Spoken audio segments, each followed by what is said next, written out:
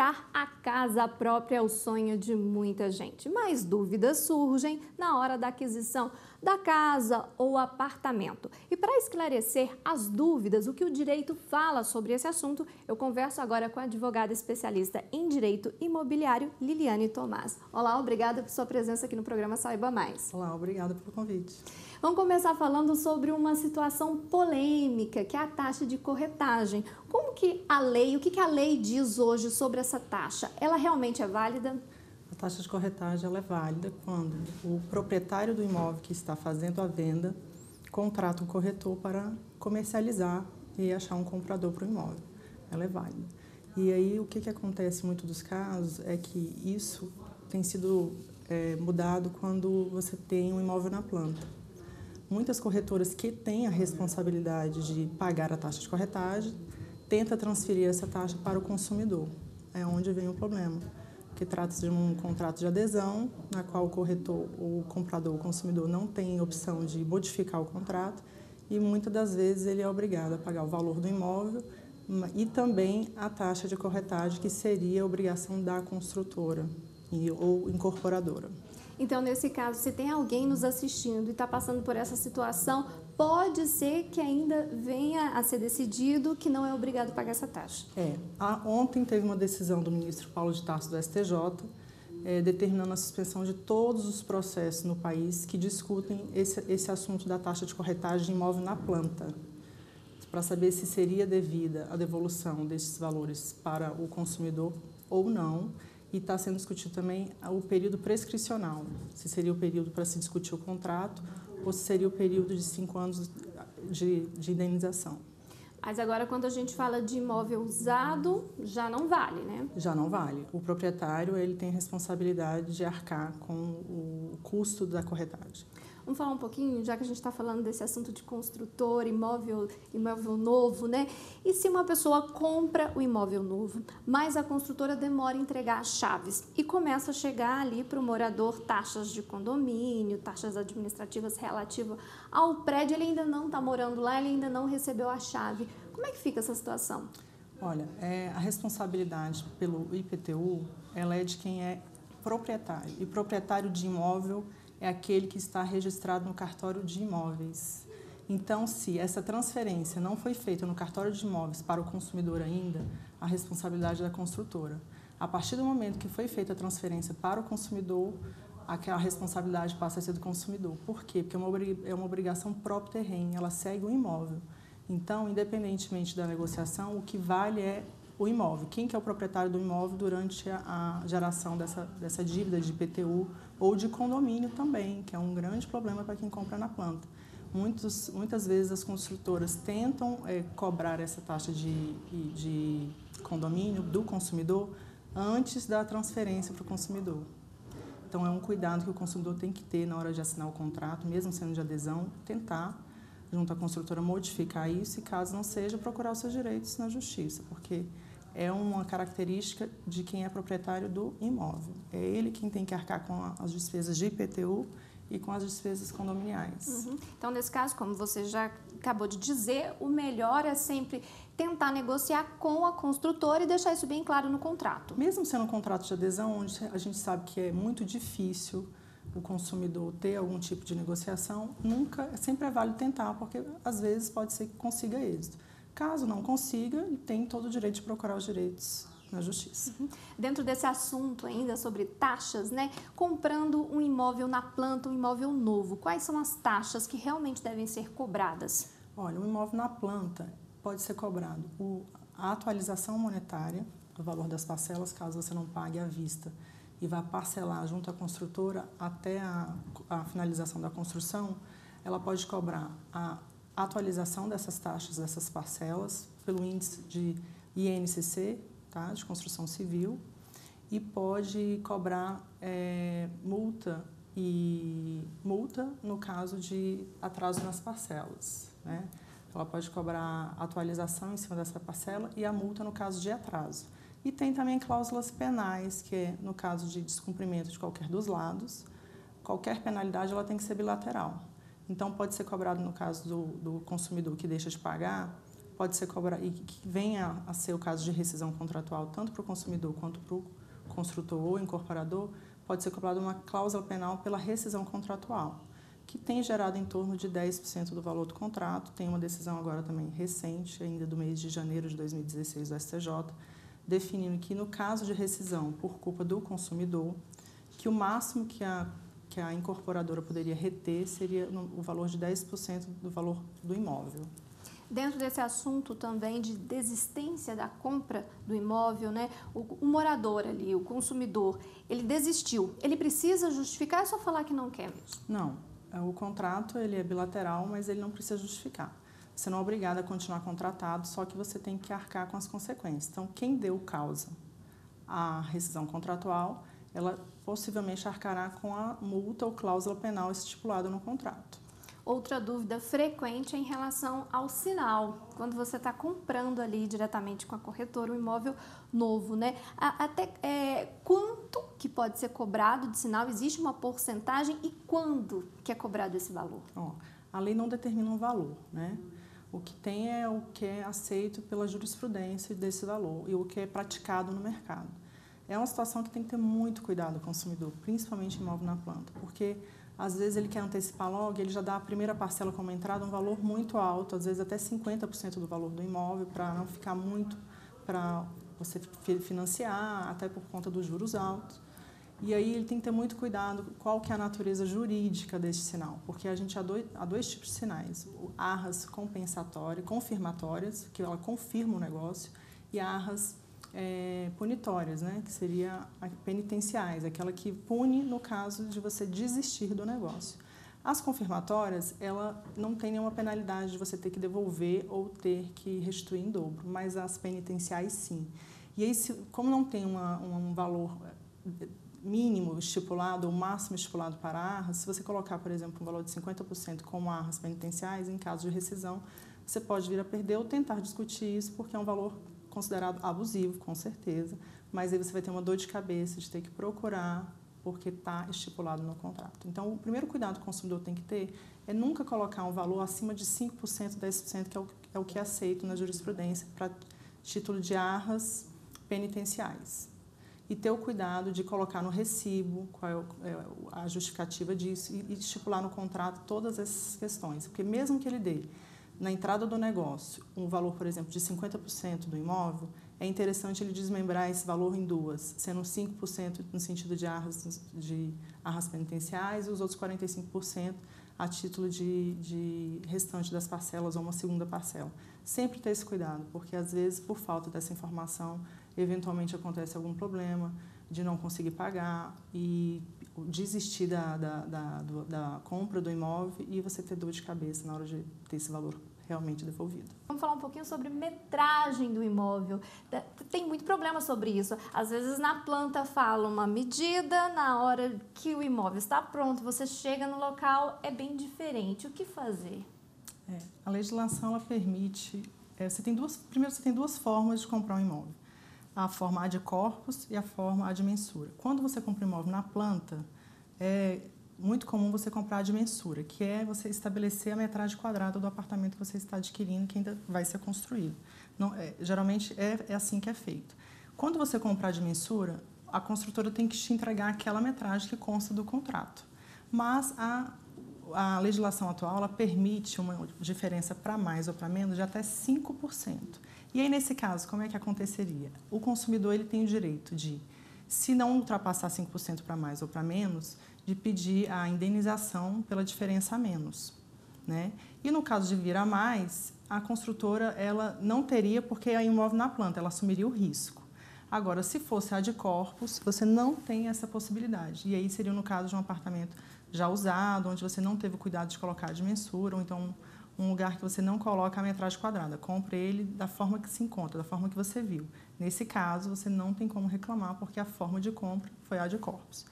E aí tem que ter muito cuidado com isso, porque se a construtora entregar um valor muito superior, a diferença muito grande, ou que vai causar algum prejuízo que você consiga justificar, aí o que acontece? Você tem duas possibilidades. Ou você rescinde o contrato, porque ele não vai ser útil para você naquilo que você, quando realizou o negócio, pretendia, Ou então você pode exigir a indenização dessa diferença, porque você pagou os 5%, os 10%, os 20% a mais e não foi entregue o produto, que no caso é um imóvel.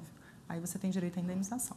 Falando de indenização, tem direito quando o prazo não é respeitado? Por exemplo, a construtora se comprometeu a entregar a chave em determinada data, mas não entregou por algum motivo, está demorando bastante, o consumidor pode pedir uma indenização?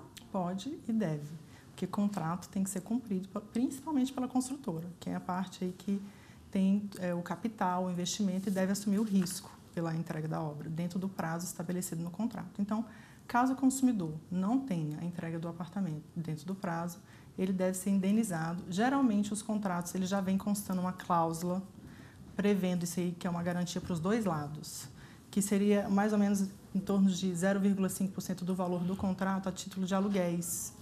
E aí isso já evita uma discussão judicial e aí você pode exigir só o cumprimento do contrato. Agora, quando não há essa previsão no contrato, você pode exigir uma indenização que vai ser estipulada pelo juiz. E essa previsão no contrato, qual que é o tempo ideal para não ser abusivo, vamos assim dizer? Na verdade, o contrato tem que ser cumprido. Se fala que tem que entregar aquele dia, tem que entregar aquele dia. Se passou um dia, já é considerado abusivo. Mas o que é comum, o que acontece em todos os contratos é que todas as construtoras fazem um contrato de adesão e colocam um prazo de até 180 dias para o atraso, desde que justifique causa problema fortuito, alguma questão que justifique esse atraso, mas que a construtora não poderia impedir. Excesso de chuva, problema, por exemplo, mão de obra.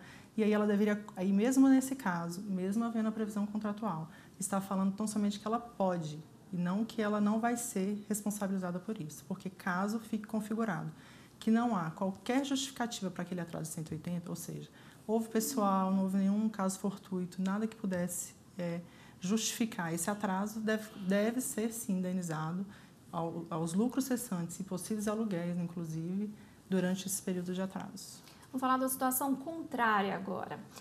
A construtora entregou a chave para o suposto comprador naquele trâmite todo de financiamento, mas o crédito não foi aprovado no banco. Como que fica essa situação?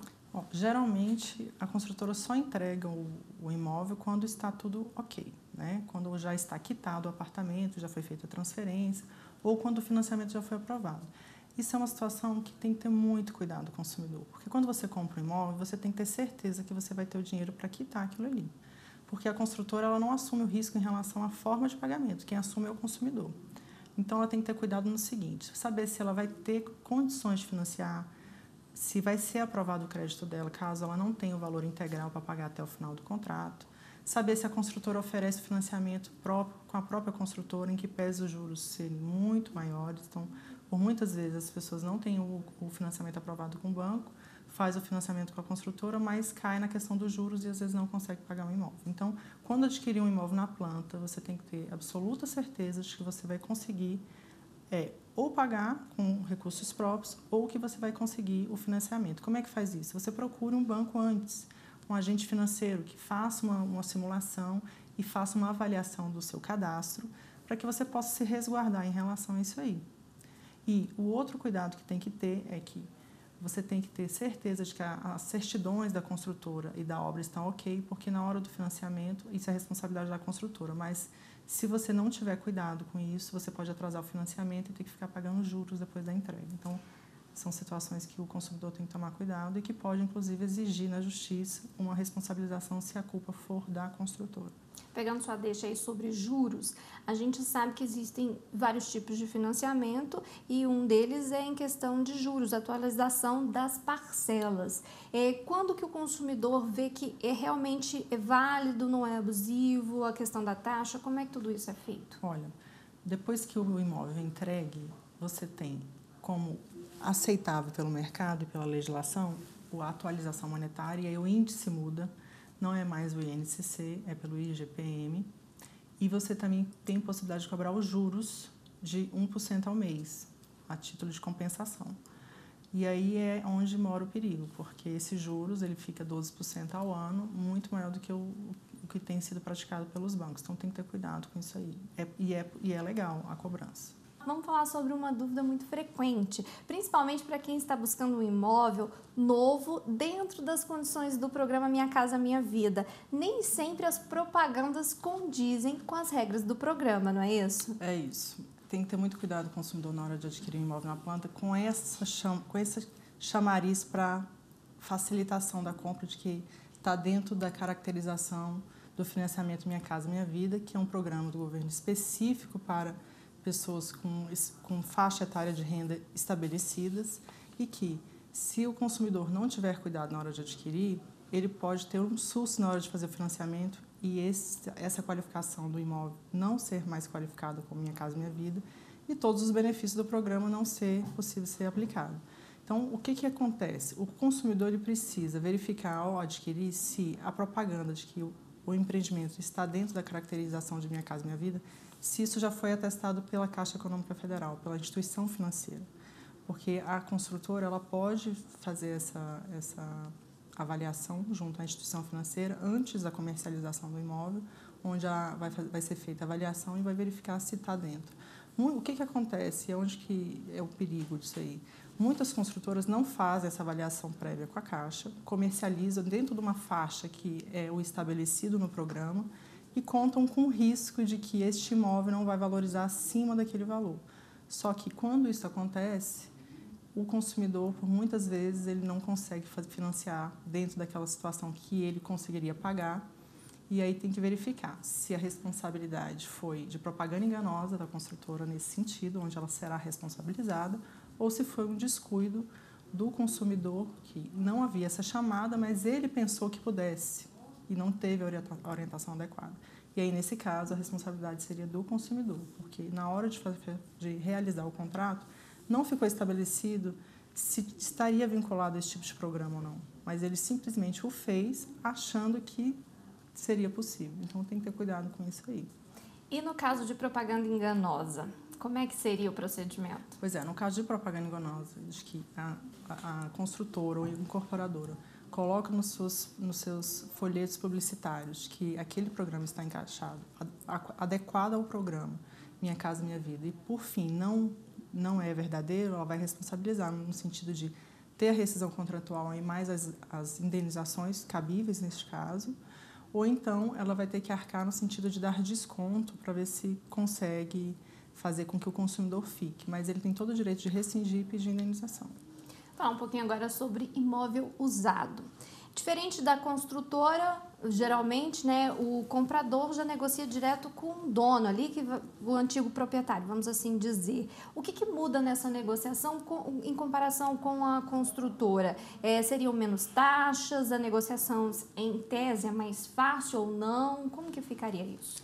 O que muda é a questão de você verificar a regularidade do imóvel. Verificar se não tem nenhuma garantia, pedir a certidão de ônus tanto para o novo quanto para o usado. Mas o usado, você não tem muita orientação, né? O ideal é você ter essa orientação de ir no cartório, pegar a certidão de ônus para verificar se tem algum ônus na matrícula do imóvel, olhar o imóvel, verificar se não tem nada estragado, para saber se você pode exigir alguma coisa antes ou depois, e verificar a responsabilidade por quem paga a taxa de corretagem, que neste caso é o vendedor, quem está querendo comercializar o imóvel. Então, esses são os cuidados que você tem que ter quando o imóvel é usado. Uhum.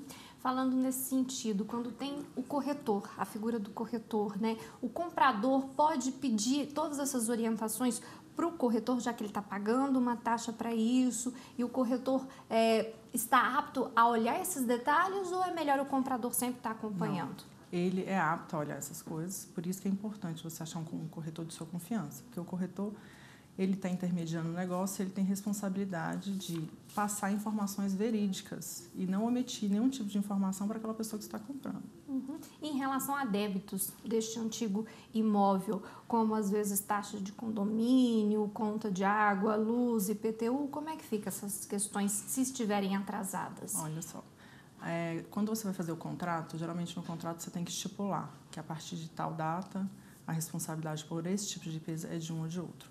Quando não há estipulação contratual, o que a lei fala? Que esse tipo de dívida de IPTU e de condomínio, ela segue o imóvel. Então, a partir do momento que você fez a transferência, a responsabilidade é do comprador. E antes disso é do vendedor. Em relação à água e à luz, a responsabilidade vai ser dessa forma também. A partir do momento que você tem a posse e começou a usufruir da água e da luz, a responsabilidade é da posse para frente. Para trás, a responsabilidade é de quem vendeu. Uhum. Assim como no imóvel novo, também a opção de fazer o financiamento e o procedimento em liberação de crédito com o banco é da mesma forma que seria com a corretora, não é isso? A questão toda, em muitos casos dos imóveis novos, é que a corretora, ela geralmente dá o terreno que está sendo incorporado em garantia. Os consumidores têm que ter cuidado nisso aí, porque às vezes eles atrasam a entrega das chaves e, consequentemente, a liberação do financiamento, porque às vezes a construtora não consegue liberar o ônus. Então, não tem como você financiar um imóvel que está com ônus e com garantia para o banco ainda. Então, tem que ter cuidado no contrato, se está falando se a construtora tem um prazo para liberar isso, qual seria esse prazo e a multa no caso de não liberação. Uhum. Uma dúvida também em relação à habite-se. Imóvel usado sempre tem que ter, não é isso? Isso. Aí... Usado e quando está na planta só pode entregar a posse e as chaves após o habite-se. Uhum. E em relação a tudo isso, se eu quero juntamente com o corretor checar, qual que é o primeiro procedimento, então? Aí no cartório? Se tem um corretor, você pode sugerir que ele te entregue cópia de toda essa documentação. Cópia do habite do imóvel, cópia das certidões de ônus do imóvel, cópia do nada consta de IPTU, cópia do nada consta de condomínio, cópia do nada consta de água e de luz. Esse é o procedimento adequado para você fazer o negócio com o mínimo de segurança. Agora, se você não tem um corretor, é um trabalho a mais, mas é importantíssimo que você vá em todas essas agências que você consegue esse tipo de informação, que são públicas. Por exemplo, a certidão de ônus, qualquer um pode ir no cartório de imóveis e pedir de qualquer imóvel que lá esteja registrado. Então, você chega lá, dá o endereço do imóvel, o cartório vai te dar a certidão de ônus em relação a ele. Uhum. Então, para fechar a nossa entrevista, não tem, vamos dizer assim, receita. A dica é sempre tomar cuidado, olhar todas as cláusulas, independente se o imóvel é novo ou usado, não é isso? É isso. A dica é sempre tomar cuidado e, se você não tiver entendimento sobre a matéria, procurar alguém que possa auxiliar, informar e te conduzir na contratação, principalmente imóveis, que envolve valores altos, onde as pessoas às vezes demoram muitos anos para quitar, então você tem que ter o cuidado para que você não possa se arrepender e perder dinheiro. Ok, obrigada por sua presença. A nossa conversa aqui foi com a advogada especialista em Direito Imobiliário, Liliane Tomás. Muito obrigada. Obrigada. Saiba Mais fica por aqui e até o próximo programa. Continue acompanhando a programação da TV Justiça.